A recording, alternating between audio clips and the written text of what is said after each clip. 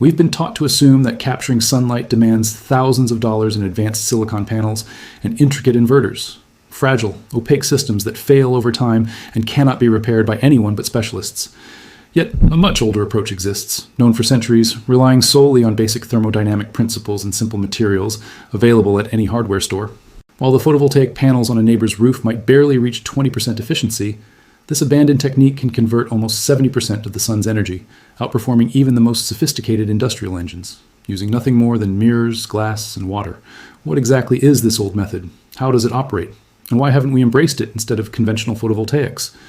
To trace its origins, we must journey back to an era before societies became dependent on centralized electrical grids. In 1866, Augustin Mouchot, a mathematics professor, stood in a French courtyard demonstrating a remarkable device, a massive conical mirror that concentrated sunlight onto a glass-covered boiler.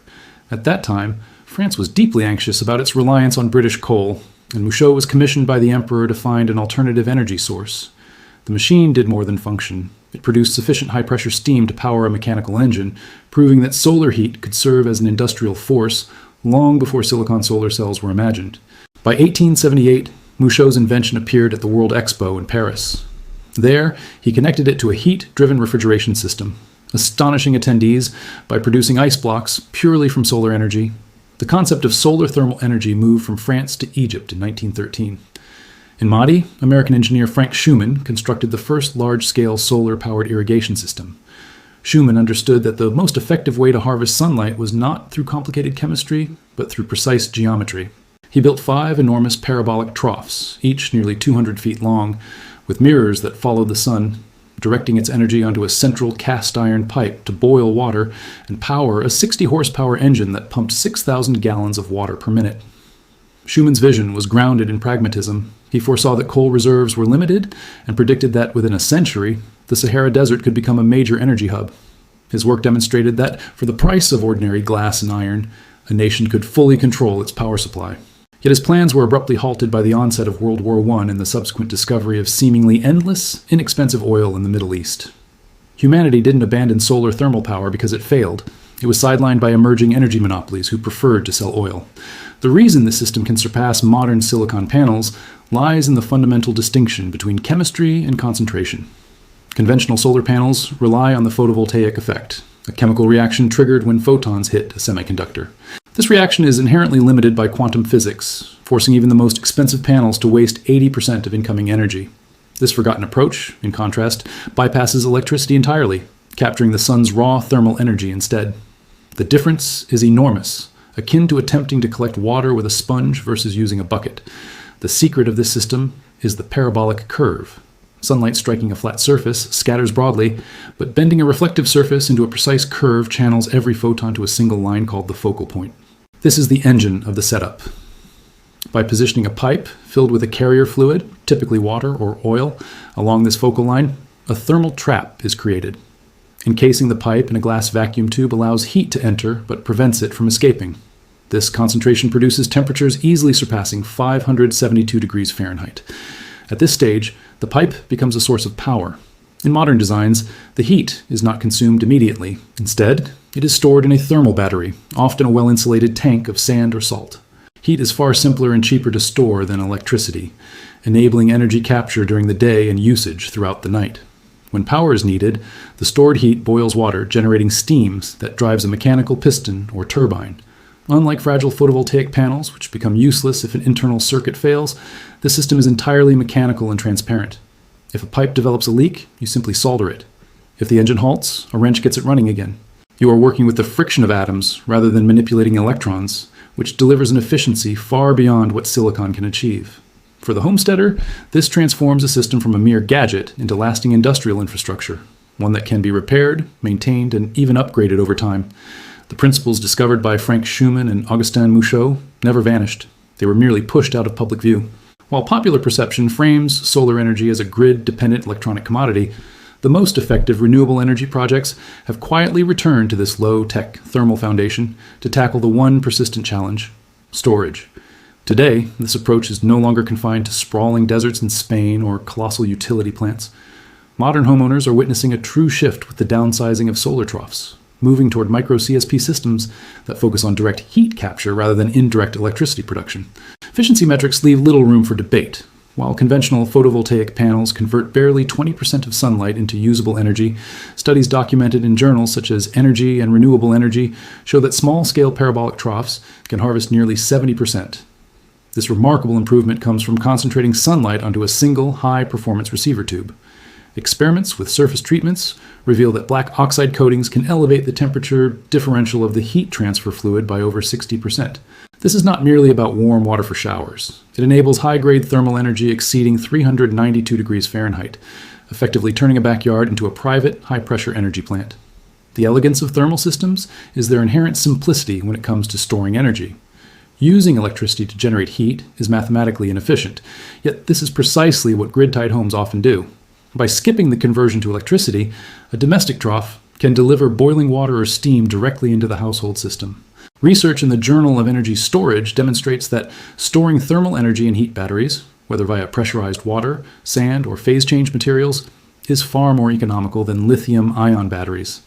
These systems maintain round-trip efficiencies of 95%, and, unlike chemical batteries, show no degradation even after thousands of cycles. Thermal logic delivers energy density that electrical systems cannot match, producing financial returns that drastically shorten traditional renewable investment timelines. Using accessible materials such as polished aluminum and steel tubing rather than costly semiconductors, a DIY parabolic trough requires only a fraction of the investment of commercial setups. When replacing expensive resistive electric heating, the levelized cost of heat from a domestic trough can fall to around 3 cents per kilowatt hour, offering a payback period of just 2 to 5 years, a radical improvement over the decade-long wait common with residential photovoltaics. Studies on double effect absorption cooling illustrate that a modest residential array can supply nearly 40% of a building's cooling needs and 20% of its heating simultaneously. Owning the heat means controlling the essential resource for survival. It provides the ability to cook, wash, warm a home, and power machinery without relying on utility permissions or fragile global supply chains of rare earth minerals.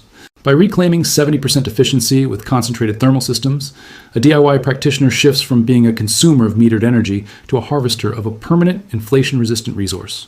So if physics is superior, storage is more affordable, and historical proof is clear, why haven't backyard parabolic troughs become universal? The answer lies in the incentive structures of the 20th century. While Frank Schumann demonstrated the practicality of the solar to steam cycle, global geopolitics pivoted. The discovery of vast, easily accessible oil reserves in the Middle East offered an energy source that was dense, transportable, and easily taxed. By contrast, parabolic solar technology represents the ultimate homestead solution.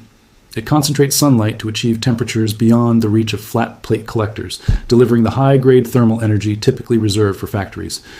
Once a tracking trough and insulated storage tank are installed, the marginal cost of high-pressure steam and heat is effectively zero. There's no recurring purchase. Energy is harvested from a permanent, self-sustaining resource. For utility companies reliant on monthly billing, this model is disruptive. Photovoltaics succeeded not because they were the most efficient, but because they aligned with the industrial energy model. Photovoltaic panels are intricate to produce, demanding billion-dollar fabrication facilities and a worldwide network of rare earth minerals. Because they generate low-voltage electricity instead of concentrated high-grade heat, they rely on specialized inverters and restrictive grid-tied contracts that keep the utility company as the intermediary between you and the sun. Flat plate collectors were largely confined to domestic hot water, while parabolic troughs were mostly excluded from residential use. Their efficiency, frequently cited in renewable energy journals as 3 times that of PV for thermal applications, offered too much autonomy. For decades, we have exchanged 70% direct efficiency from concentrated thermal systems for 20% efficiency in electronic systems, simply because the latter was easier to monetize and control. In today's domestic context, the argument for parabolic troughs is about radical decentralization. Moving beyond an all-electric home reduces dependence on a fragile grid. We did not adopt PV technology because it was the best method to cook a meal, operate an air conditioner, or heat a floor. We embraced it because it built an industry. Installing a domestic solar trough today is reclaiming lost process heat. It is an act of opting out of a system designed to sell expensive, short-lived chemical batteries, rather than letting you store the sun's concentrated energy in a simple, enduring tank of pressurized water. For anyone pursuing energy independence, the shift from consumer to producer begins with understanding the concentration ratio. Constructing a functional solar thermal collector does not require a laboratory, but it does require mastering this relationship between the mirror's surface area and the receiver pipe's surface area. A successful domestic trough typically targets a ratio of at least 15 to 1. In practical terms, this means that every 6 inches of mirror width focuses the sun's energy onto a pipe only half an inch wide. This concentration distinguishes a parabolic trough from a flat plate heater. It is the difference between lukewarm water and the high-grade thermal energy necessary to truly power a home. The most accessible path to achieving this level of performance is the linear parabolic trough. Using a sheet of polished aluminum or silvered mylar backed by a rigid parabolic frame, a collector can reach temperatures exceeding 392 degrees Fahrenheit at a fraction of the cost of a single PV panel. For most builders, the primary challenge is the tracking system. Because the sun moves across the sky, a stationary mirror quickly loses focus. Industrial plants rely on computerized GPS trackers aligned along a north-south axis. A homesteader, however, can use an active tracker. A simple setup of photoresistors and a low-speed motor keeps the trough locked onto the sun's path throughout the day. Alternatively, aligning the trough on an east-west axis reduces overall efficiency, but only requires seasonal adjustment, eliminating the need for motors. The true key to off-grid success is not the collector itself. It is the thermal store. To achieve genuine energy independence, you bypass the costly, short-lived cycle of electrical batteries and channel your high-grade heat into a heat battery. Whether using a heavily insulated tank of pressurized water or an experimental sand-based system, the goal is dense energy storage. Research from the University of Kassel and the Solar Fire Initiative confirms that a properly insulated thermal store retains over 90% of its energy for more than 24 hours. This allows the energy harvested on a peak Tuesday afternoon to supply high-pressure steam for cooking or radiant floor heating on a rainy Wednesday morning. For those seeking a community-validated starting point, the open-source movement offers invaluable blueprints.